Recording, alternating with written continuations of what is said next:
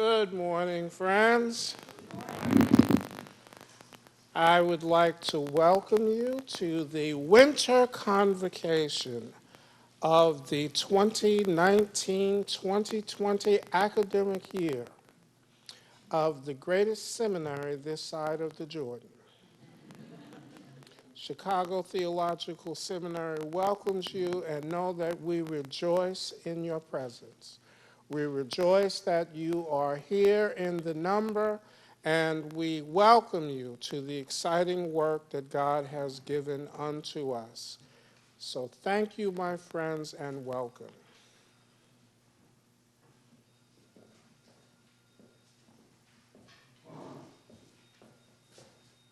Good afternoon, and on behalf of the Board of Trustees of CTS, I would like to welcome you and welcome back Dr. Stone, and very much look forward to his thoughts today and his presentation, and very much in the spirit of what CTS is all about, look forward to listening to you. So again, welcome on behalf of the board, and God's grace.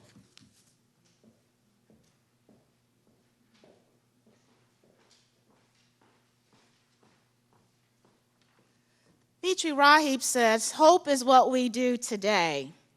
And so today we respond to convocation. We respond to the call to be together, the call to listen, to learn, to study, to worship, to wonder together. We set an atmosphere of hope. We set a place of hope. We set an opportunity for hope in our being together today. And I know it may feel a little hopeless because we don't have Moodle. But it's okay, we'll get through it. But there is much hope indeed on our campus. Bayan at CTS is live and living and in color here on our campus. We are grateful for your hospitality and your spirit of welcome as they held classes here during our reading week. We are in the middle of 2 faculty searches, and so let me say thank you to all who have attended online and face-to-face our candidate presentations and meetings. We are delighted that Dr. Jara Gonzalez-Luciano is with us, so she's our last candidate in our Latinx Studies search. If you get a moment, please say hello and ask some questions of her. We will begin the practical theology search on next week. So again, we are in the middle of 2 faculty searches, so brace yourselves. Registration begins next week, and we have some wonderful courses, some new courses that we are offering. LGBTQ learning and development theories will be offered in J-term. The Israel-Palestine trip will have another iteration in January. Through our partnership with Bayan, we'll have courses in global Islamic movements, fundraising strategies for religious nonprofits. Dr. Rami Nashashibi, we remember him. He was once our visiting professor of sociology and religion. He'll be teaching a class on community organizing as spiritual practice. Some additional courses, practical theology of the course, religious ethics and human rights. We'll offer a course for students in Korea next semester. There'll be a womanist biblical interpretation class, preaching the headlines, and another course, queer eco-spiritualities, taught by today's convocation speaker and former dean, Dr. Ken Stone. Dr. Stone is professor of Bible, culture, and hermeneutics. He holds a BA from Lee College, MDiv from the Church of God School of Theology, THM from Harvard Divinity School, MA and PhD from my alma mater, Vanderbilt University. Professor Stone, a Lambda Literary Award winner, focuses his research on the relationship between critical theory and biblical interpretation and matters of gender, sexuality, animals, and ecology. His most recent book is Reading the Hebrew Bible with Animal Studies. Please welcome back from sabbatical Dr. Ken Stone as he shares with us on the topic, Why Study Animals in Such a Time as This? Reflections on Queer Animality and Intersectional Eco-Spirituality. I think we got all the E's and itties in there. Well, again, welcome, and remember, hope is what we do today.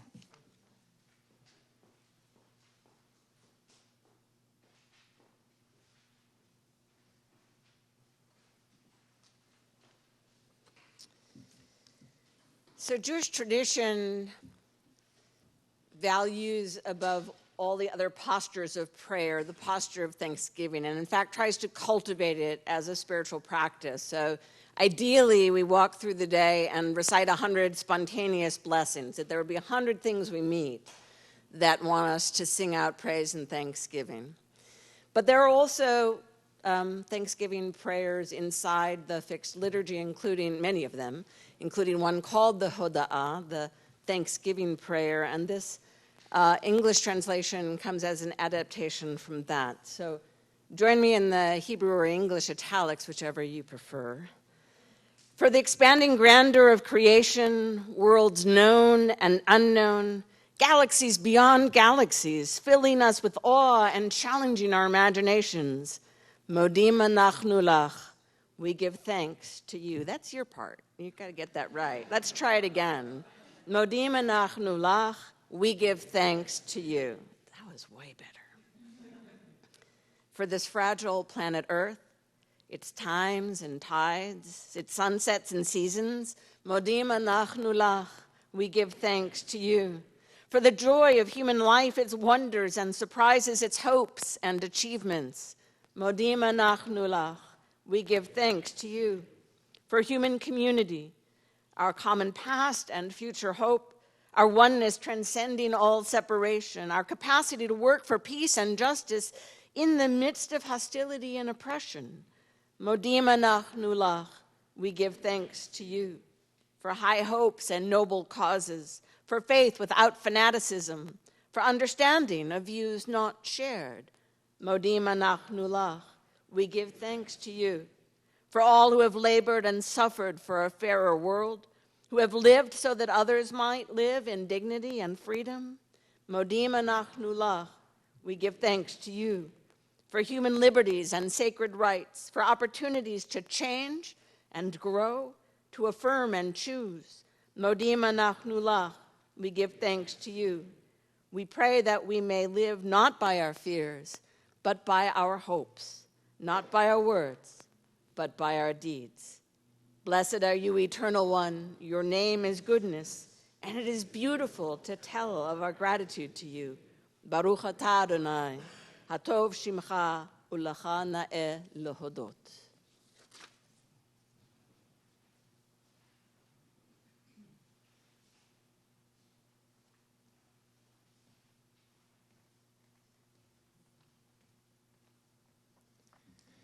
A reading from Kohelet. Moreover, I saw under the sun that in the place of justice wickedness was there, and in the place of righteousness wickedness was there as well. I said in my heart, God will judge the righteous and the wicked, for God has appointed a time for every matter and for every work. I said in my heart with regard to human beings that God is testing them to show that they are but animals. For the fate of humans and the fate of animals is the same. As one dies, so dies the other. They all have the same breath, spirit, ruach. And humans have no advantage over the animals, for all is vanity. All go to one place. All are from the dust, and all turn to dust again. Who knows whether the human spirit, breath, ruach, goes upward, and the spirit of the animals, spirit, breath, ruach, goes downward to the earth. So I saw that there is nothing better than that all should enjoy their work, for that is their lot. Who can bring them to see what will be after them?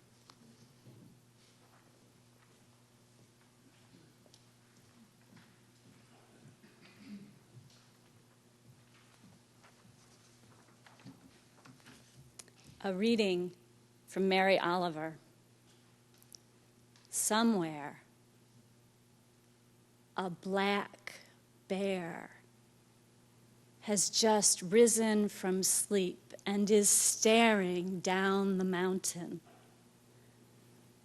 All night, In the brisk and shallow restlessness of early spring, I think of her. Her 4 black fists flicking the gravel, her tongue like a red fire, touching the grass, the cold water. There is only one question: how to love this world. I think of her, rising like a black and leafy ledge to sharpen her claws against the silence of the trees. Whatever else my life is, with its poems and its music and its glass cities, it is also this dazzling darkness coming down the mountain, breathing and tasting. All day I think of her white teeth, her wordlessness, her perfect love.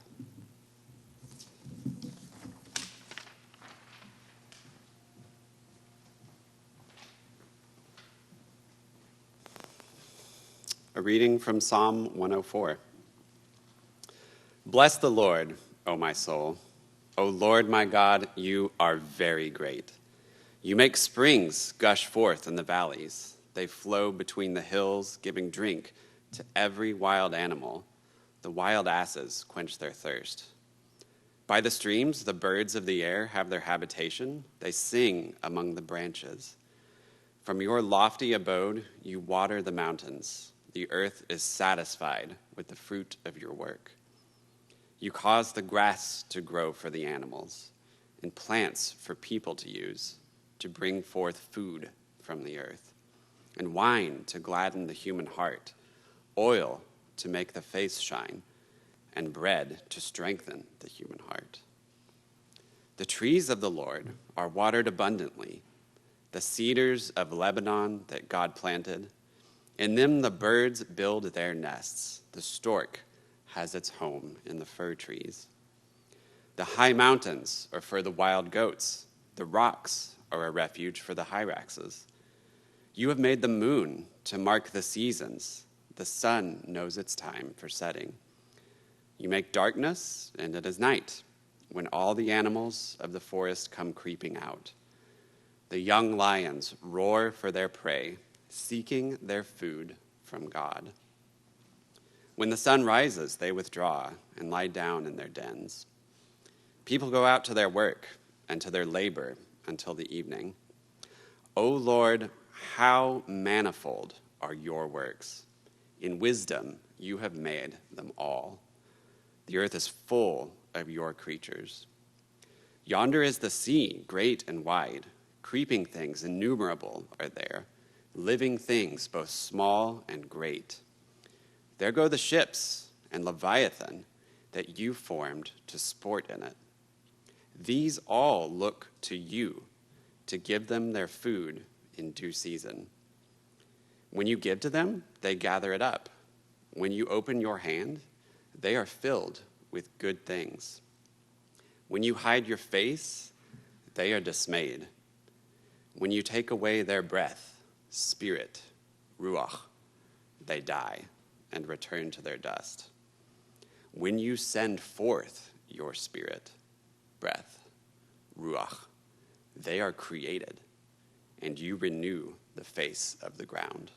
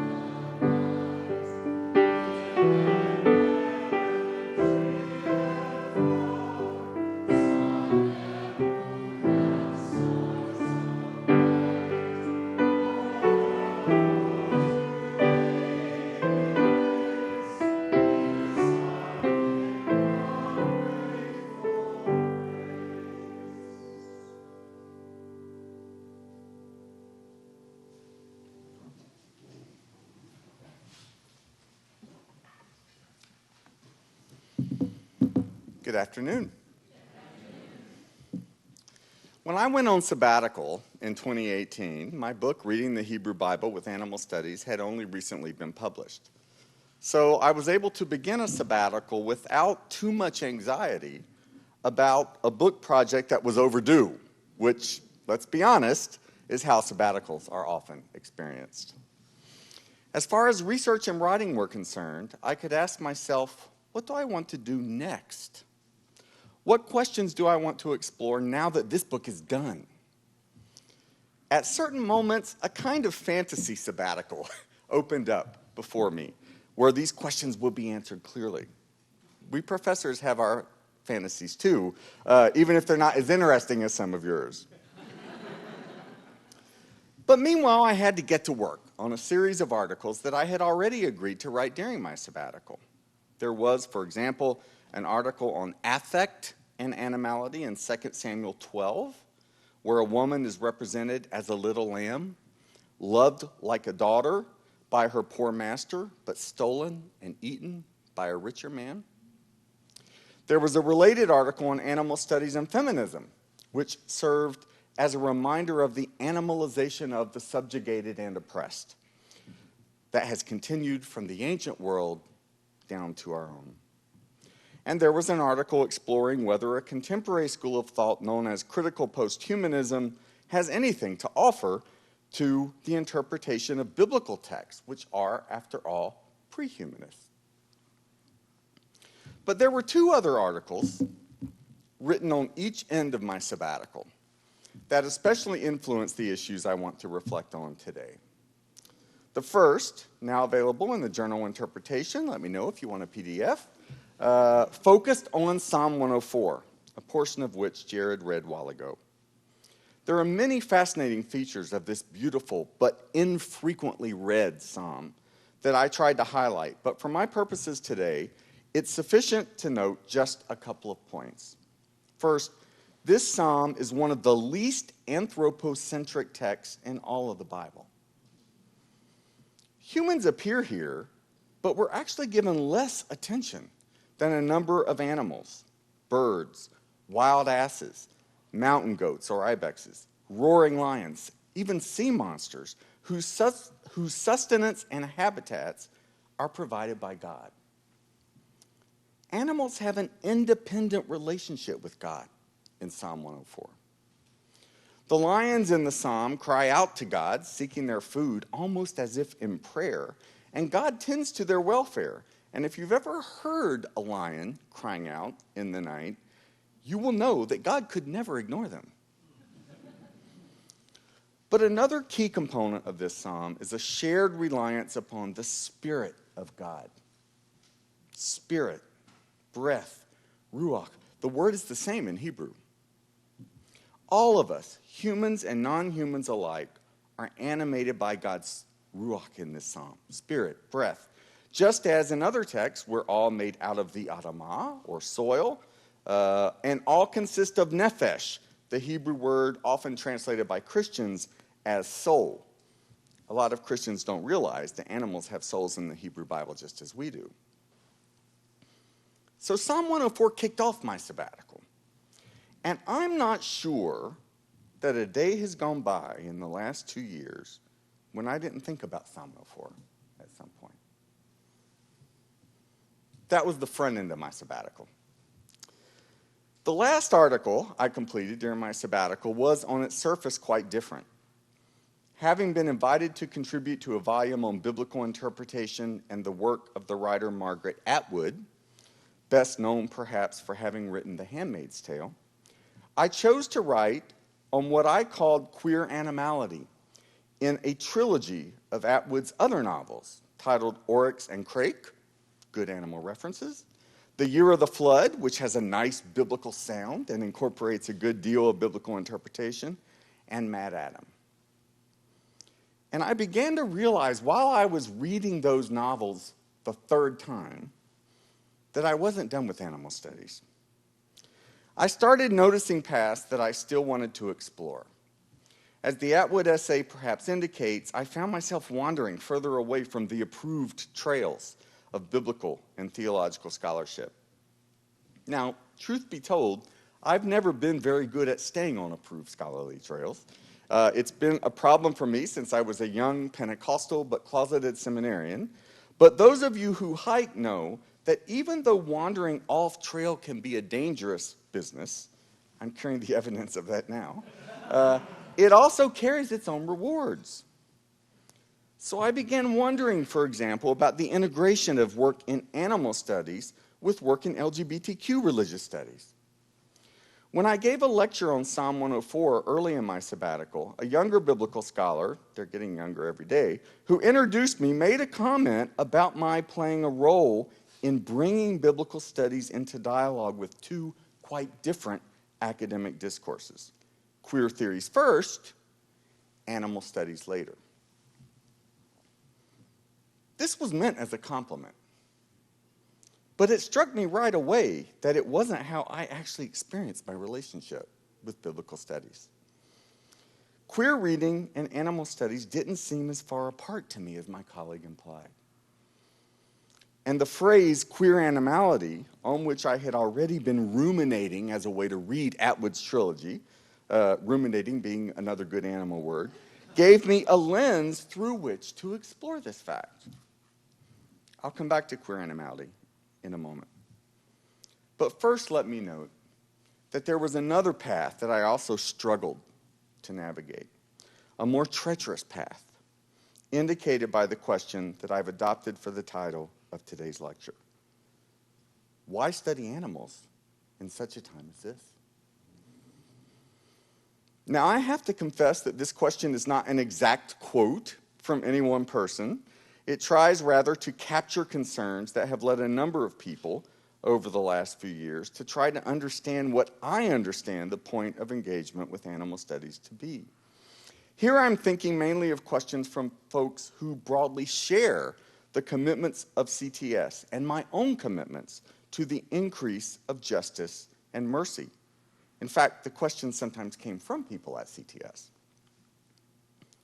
And I wanted to take those questions seriously.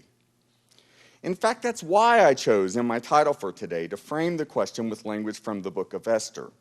For it has been my experience in the years that I've been at CTS that students committed to the increase of justice and mercy often gravitate to that scene in Esther 4, where Mordecai challenges Esther to recognize that she may have been chosen precisely for such a time as this, a time when plans for mass slaughter threatened to wipe out the Jews.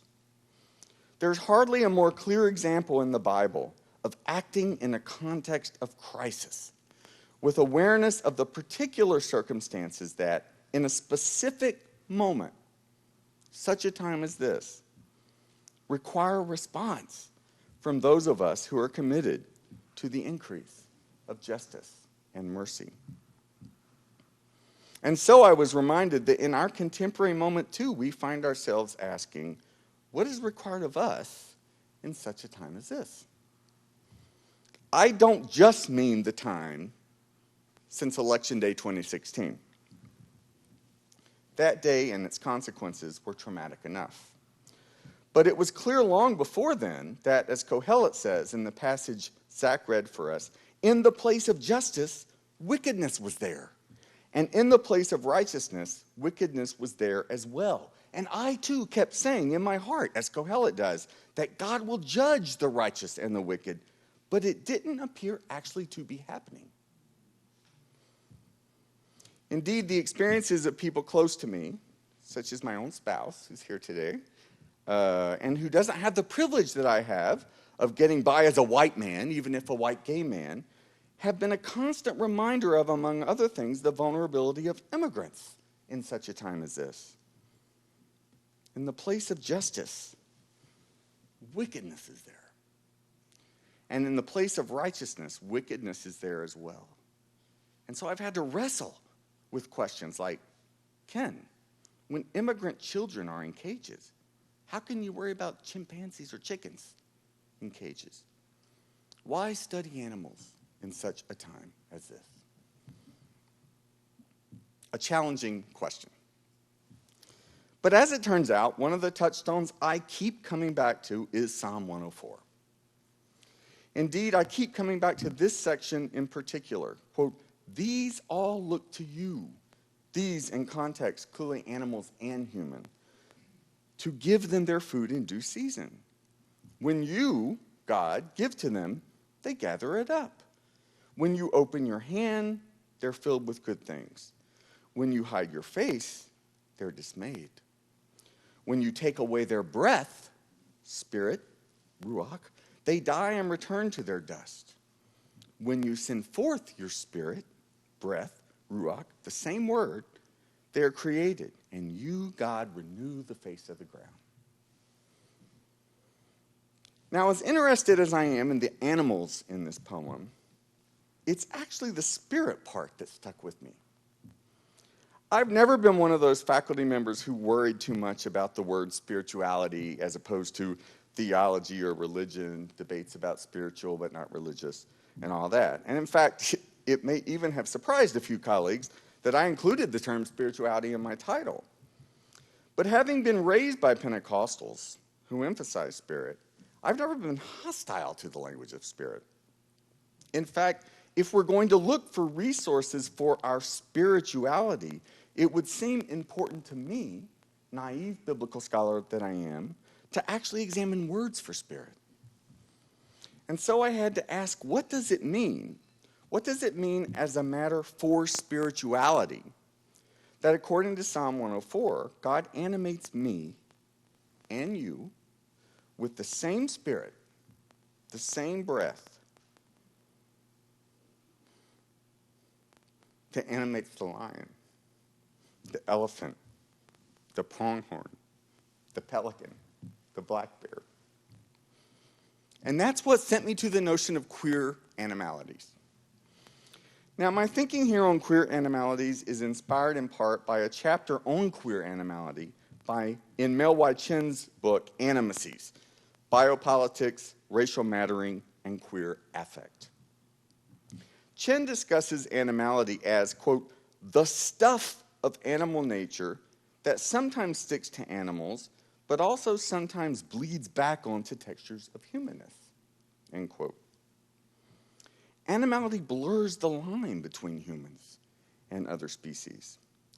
Chen, who is especially interested in what they call racialized animality, Chen uses they pronouns, argues for the need, quote, to take intersectionality seriously, even when work seems to go far afield into the realm of the animal, end quote. What is this? Our commitment to take intersectionality seriously might actually require us to think about animals? Maybe so, Chen suggests. But Chen also recognizes that dynamics of animality are complex, often contradictory, and even queer. By queer here, Chen does not refer only to sexual contact among subjects identified as gay and lesbian. Rather, Chen is interested in a broader set of phenomena, including, quote, improper affiliation, associated with an array of subjectivities, intimacies, beings, and spaces located outside of the heteronormative. Animal figures, Chen argues, quote, whether fictional or actual, are themselves intimate, mobile, and difficult to pin down. Since the queer human-animal blend can be undone and redone in every successive representation, Chen's words again, it offers no roadmap for analysis, no easy roadmap for analysis. On the one hand, animalization involves stigmatization and justification for the suffering of humans and non-humans alike. Chen, who is Asian American, is very focused on the racial dynamics that come into play here.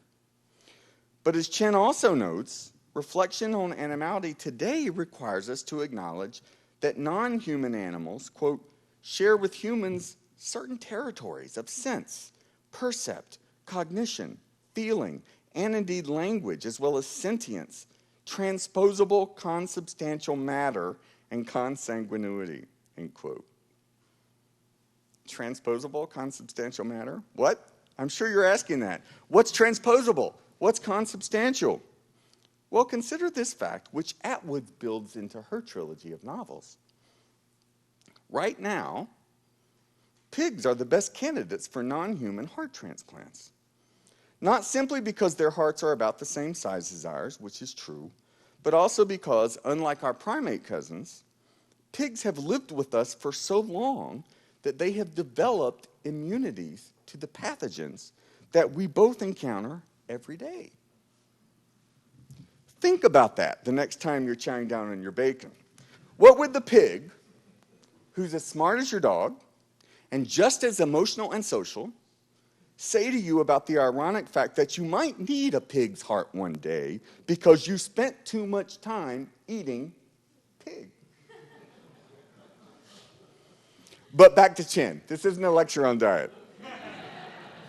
Chen also suggests, in a discussion of representations of Fu Manchu, that in some cases, animalized figures, quote, might be thought of as claiming animality, rightfully claiming animality, the animality that we all have and that some of us hide in order to challenge Western orders of rule and knowledge, end quote.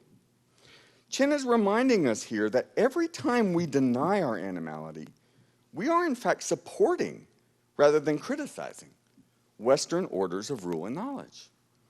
Those Western orders of rule and knowledge have taught all of us that being animal is bad. And so, consistent with those Western orders of rule and knowledge, our immediate reaction when we're accused of being animalistic is to say, no, I'm not. Those dynamics play out in multiple ways. For queer folk, the attribution of animality often takes the form of accusations of excessive sexuality. They're acting like animals, one sometimes hears.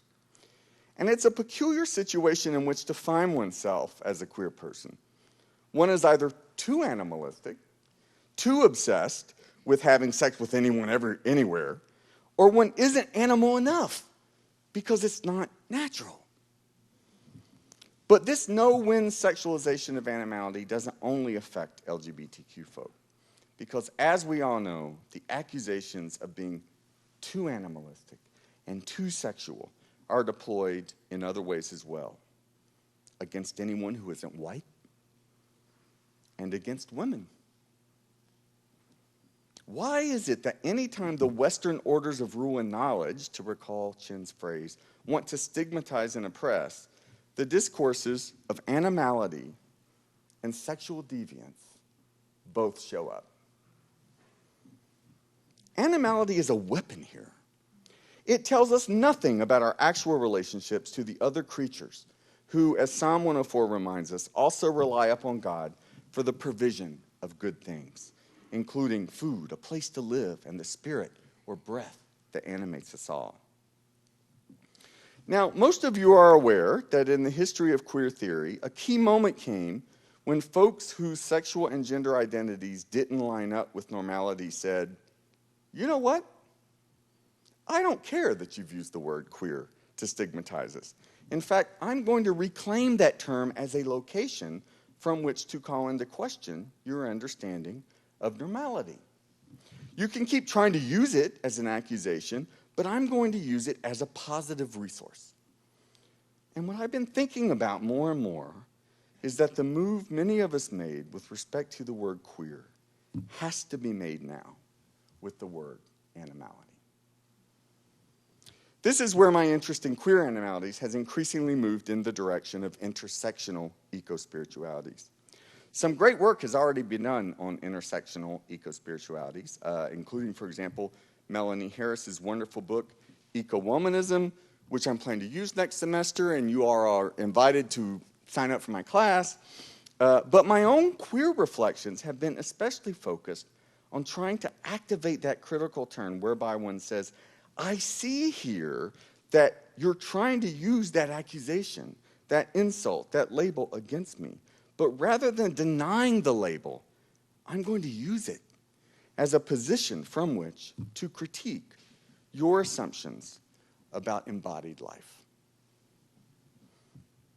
Now, it may be useful here to distinguish the approach I'm taking to animal studies with some other approaches to it. What I'm not trying to do, I want to be clear about this, what I'm not trying to do is compare the experiences of humans and other animals. In fact, in her stunning book, Afrodog, Blackness and the Animal Question, Bénédicte Bousseron, a scholar of African studies at the University of Michigan, has argued that where we go wrong too often in thinking about the question of the animal and human oppression is by jumping too quickly to comparisons. Her approach, rather, is to concretize our analysis of the intersections. How, for example, she asks, should we analyze the recurring conjunction of black human bodies and the bodies of dogs in images that all of us have seen?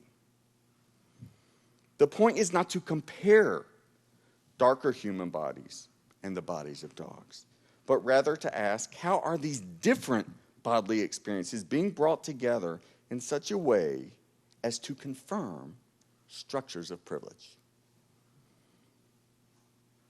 Here she builds in part on the work of the feminist thinker Donna Haraway, who also insists that our approach to animality needs to move beyond abstract reflection on the question of the animal, or for that matter, broad academic categories like posthumanism, a label that Haraway has increasingly rejected. The point, rather, is to analyze how species interact in specific contexts. When species meet, Haraway argues, in specific contexts, the nature of the species who are interacting fundamentally changes. Now, we could approach all of this from a different set of experiences that have also been on my mind lately. In a series of writings on theologies of disability and bodily limits, Deborah Kramer has argued for a queering of discourses on disability that would emphasize the importance of subverting the idea of a norm for bodies and embodied experiences. In Kramer's views, such subversion may create opportunities for, quote, opening new spaces and alliances for disability theologies, even as it helps queer theology to be more queer, through our attention to the disruptions, messiness, and unruliness of the flesh. And friends, I'll just say that I'm thinking a lot these days about disruptions, messiness, and unruliness of the flesh.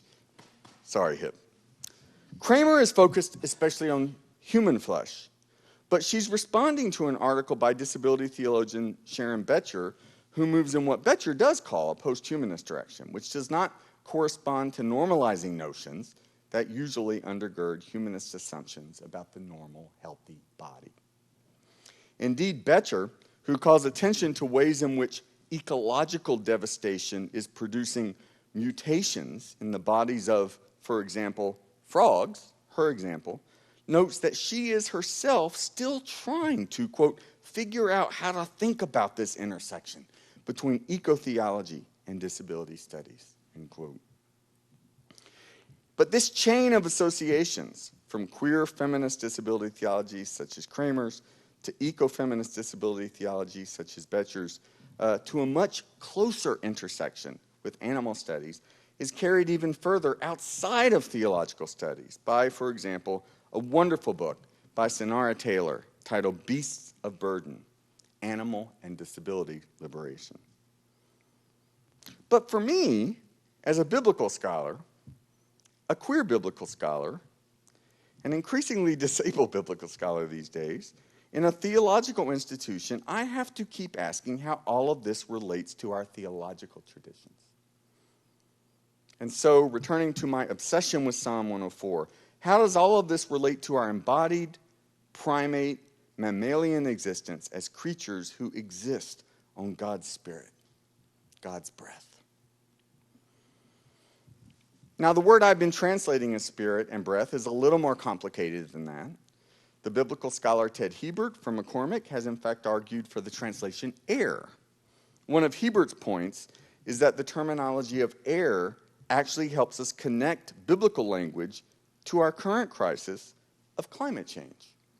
We all need air, as Psalm 104 notes, but we're currently destroying the quality of it and our relationship to it.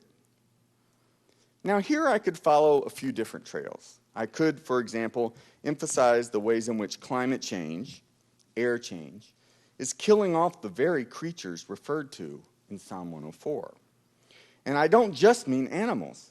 There have been several alarming studies in the last couple of years which indicate that the cedars of Lebanon, to use the biblical phrase, the actual cedars of Lebanon that God planted, the psalmist tells us, are dying off due to climate change. Or I could focus on the ways in which climate change is driving many of our current political controversies. We all know, for example, that one of our contemporary political demagogues has focused on immigration from Central America as a major crisis.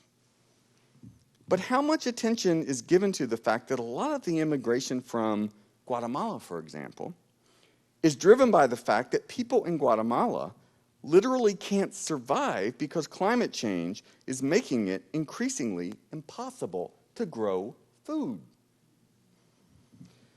There are voices here in the United States that make a big deal about the accusation that immigrants are mostly fleeing political situations that they don't like.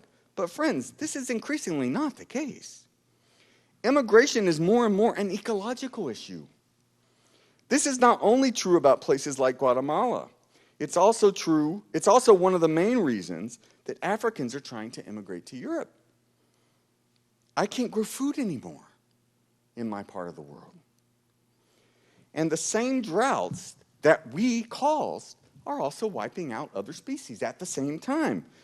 In fact, in places like Zimbabwe and Botswana, elephants, among other species, are being wiped out in part because they're competing with us for the same water sources. This is a global crisis, and a global crisis that has very different consequences for people living in different areas or with different economic resources, and it's only going to get worse. Your great-grandchildren are going to live on a different planet than the one we currently inhabit. And as a biblical scholar, I don't have easy solutions for you. The Hebrew Bible actually wasn't written to address the mess that we modern humans have created. But what I do believe increasingly is that any solution will require us to own rather than reject our animality, our shared dependence on God's Spirit. So, somewhere, a black bear is tucking in for her long winter nap. You don't have to care about her. You don't have to care whether she wakes up. They don't all. Or whether she wakes up with cubs. They don't all do that either. But Psalm 104 tells us that God cares. She breathes the same spirit that we do. She breathes the same spirit as the Guatemalan who can no longer grow crops because there was literally no water there. Where will I take these questions in the next few years? I'm not sure. But what I do believe is that it will require a spirituality, an intersectional spirituality, an interspecies spirituality, which acknowledges with Psalm 104 that all of us look to God for our sustenance, our breath, our spirit, our very survival. There's only one question, as Mary Oliver says: how to love this world. Thank you.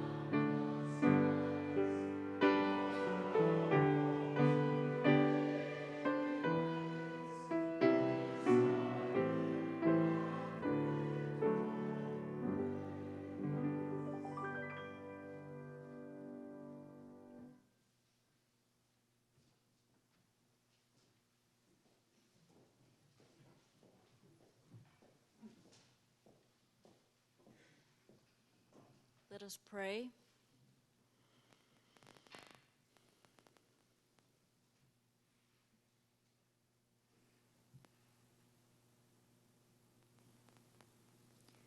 Like a woman giving birth, the whole creation groans.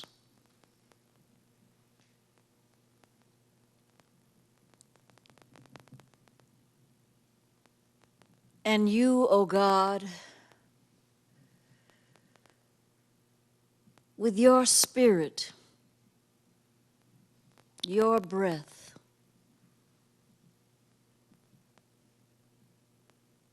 pray for us with groanings which cannot be uttered, in sighs too deep for words.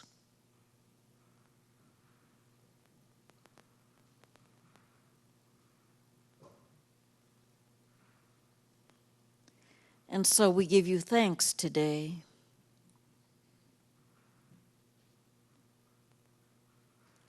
for being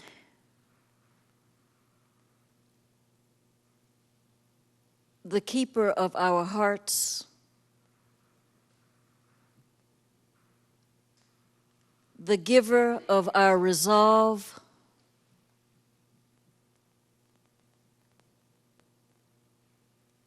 the companion in many forms,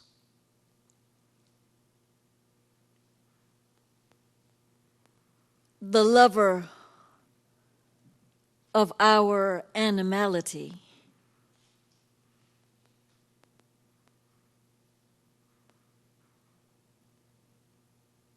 the one who delights in us even as you grieve for us, even as you labor to teach us how to love you, how to love your creation, how to love ourselves, how to move in accountability,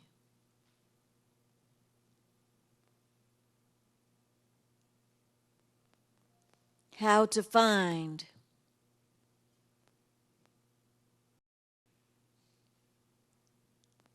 purpose and joy.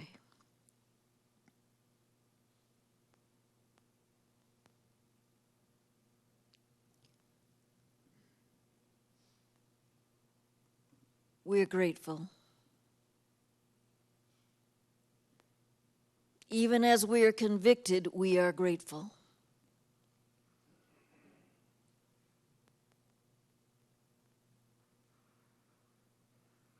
Because you crafted all of this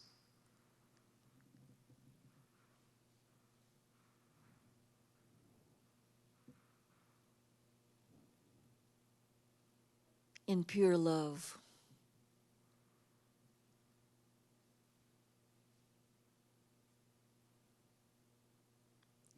Continue to guide us. Continue to free us. Continue to teach us. I pray this in your many and glorious names. Amen.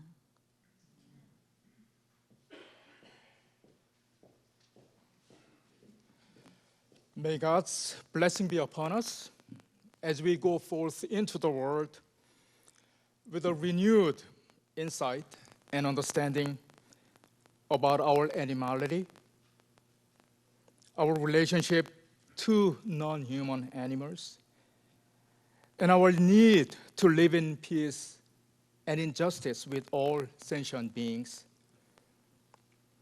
And as we humbly and courageously walk the path of justice and peace, remembering how all are from dust and all return to just dust again, remembering how